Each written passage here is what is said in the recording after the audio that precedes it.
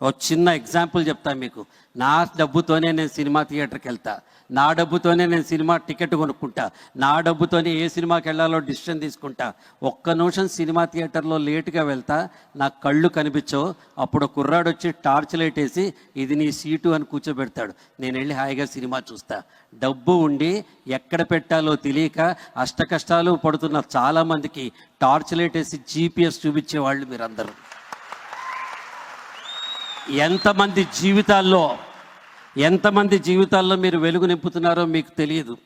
మా own brother in-law 20 ఏళ్ల క్రితం నానకరాంగూడ దగ్గర ఒక 500 గజాల స్థలం కొంటే మీలాంటి వాళ్ళు ఎవరో బలవంత పెడితే, నాలాంటి వాడు ఎవడో రికమెండ్ చేస్తే అబ్బా అనుకుంటూ తిట్టుకుంటూ కొనుక్కుని మొన్న అమెరికా వెళ్ళి 20 ఏళ్ల తర్వాత వచ్చి, బావగారు అక్కడ ఎవరు శ్రీనివాస్ట ఆ రోజు ఏదో రియల్ ఎస్టేట్లో అమ్మాడు, ఆయన కనిపిస్తే నేను ఇప్పుడు సన్మానం చేసి ఆయనకి ఏమన్నా ₹1,00,000 ఇద్దాం అనుకుంటున్నా అంటే ఎందుకు